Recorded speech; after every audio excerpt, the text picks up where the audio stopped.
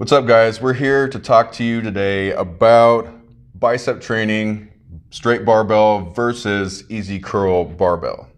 Which one is best? Yeah. That's the debate today. I guess it depends on your preference. Right. Or if your wrist can handle it. If your wrist can handle it. A lot of the problems with that is going to be the mobility that you have in your wrist. Yeah. Because Which the is wrist. A lot of issues for people. Yeah, because we talked about here before on this channel, we talked about bicep being a supinator. That's one of the functions of the bicep, is to supinate the forearm.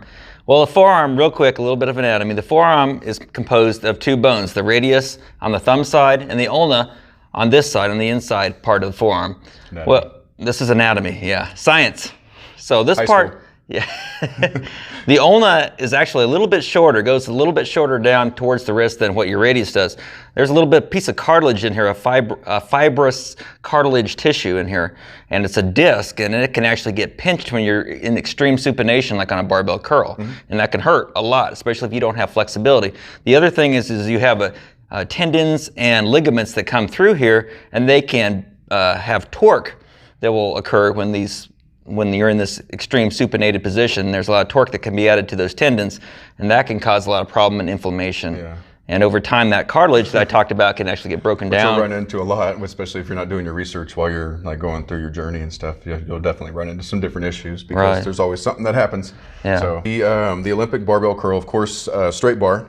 You would just either position your hands inside or outside depending on where you were trying to affect that bicep. So straight down from shoulders is affecting the bicep equally across the bicep. Here what I'm doing is I'm just doing regular curls and emphasizing the bicep head. You can tell that while I'm curling, there's less forearm activation and less brachialis on the side. Wrists are a little bit out, so I can keep that straight bar within the palm of my hand, which actually doesn't really put too much strain on the outside of my wrist anymore, but when I first started, it definitely did. Stretching and supinating and moving and putting my body into those range of motions actually helped me adapt to all those different exercises. So right there, it's a lot easier for me to curl with that bar. And usually with that barbell, you can do more, but I think with the easier curl, you'll be able to do a lot more. Okay, so the easy curl bar, here's what I'm showing you here, is the easy curl bar. The nice thing about that is there's a little bit of an angle. It takes your hands out of that extreme supination point and puts it into a little bit more pronation, so you're not having that torque and pressure there on that cartilage in your wrist, especially on the inside part of your wrist there. And that's going to make a huge difference. It's very subtle, it's very slight, but it makes a big difference. And you guys might want to try that. Easy curl bars are a nice way to still overload the biceps, because you're going to be able to curl a lot more weight with a straight bar or an easy curl bar than you are dumbbells. Oh yeah. I mean, a guy that can curl, say 115 pounds, probably, except for Chaz, probably won't be able to curl, there's the evidence right there, won't be able to curl as much with dumbbells because there's more demand on the stabilizer muscles. Yes. And so you're not going to be curling 60-pound dumbbells, one in each hand, as you would, almost twice that amount on a straight bar, because the forces are distributed more evenly and your core doesn't have to fire as much to perform the movement.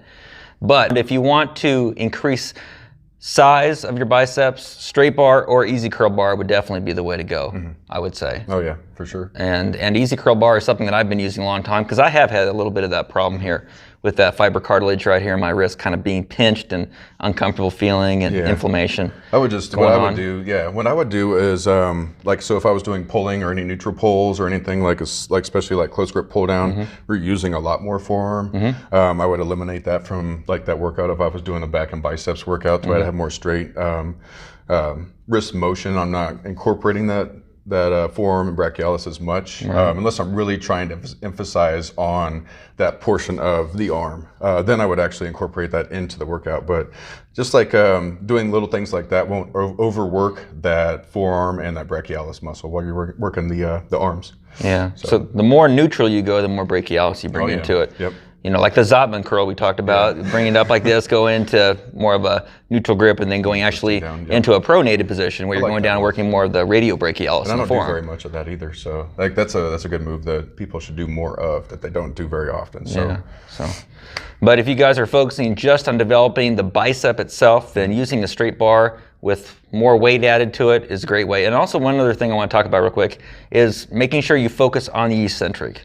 Yeah. We always talk about how you can maximize micro damage tears in the muscle tissue, and that's done best through slow negatives. Normal motion. Yeah. Anything but a slow eccentric right there. Definitely don't want to do that. Right. That fast negative movement, emphasize that negative, the eccentric portion of your curl, move, whatever you're doing. Write it down. Yeah. That's another very important part, just like he said, of the move. So. Yeah. It's probably one of the biggest things I would say has really helped me develop my arms. And while they're nowhere near the size of Chaz's, relatively for me, what's that? Heavyweight, definitely. Yeah, the heavyweight. That's absolutely true. But it's something that I've done, and over time, I've been able to increase the size of my biceps and the quality and the density of the muscle because I've been focusing on those eccentrics and slowing it down and not rushing, just letting gravity take you down. It's almost just like if you were curling a lot heavier weight, just focusing more on that muscle to incorporate more muscle fibers while you're doing it. Yeah, and you'll be sore. Whenever you focus on the eccentric, that's where you're doing that big micro damage and those tears to the muscle tissue that's going to lead to that DOMS. But you know you're making progress when you experience that too at the same time. They even have those new machines where they have like a magnetic where it pulls your arms in to the cusps that lay on top of or that go around the top of your shoulders, and these things that go around your hands where you actually have to physically pull them down, put your muscle into a whole completely different state. So as far as working the muscle. So that'd be something cool to get. Yeah, that would be really cool to get. Give me like $8,000-$10,000. I might pick that thing up. Yeah, that's in the budget for 2020, right? Yes. Okay. All right, guys, so try this. Give this a try. Remember, if you guys are suffering from pain in your wrists or anything, if you're doing a straight bar, then try the Easy Curl Bar. If that's still bothering you, then switch over to dumbbells or cables or something for a while. Let that wrist kind of heal up. Then start working on a little bit of wrist mobility drills, and then you can work your way back into the actual bar. So, all right, guys. Well, have a very good week. We got about a week and a half before Thanksgiving. Yeah. So get your workouts in because Turkey Day is coming, and you're gonna eat a lot, and you're gonna want to get those workouts in before and after Turkey Day. Yeah, might be better before because you might pass out after you eat the turkey. Yeah, or there might be a cleanup that would be needed after after the big dinner if you're going to do that. Oh man. All right, guys. Have a good week. We will see you soon.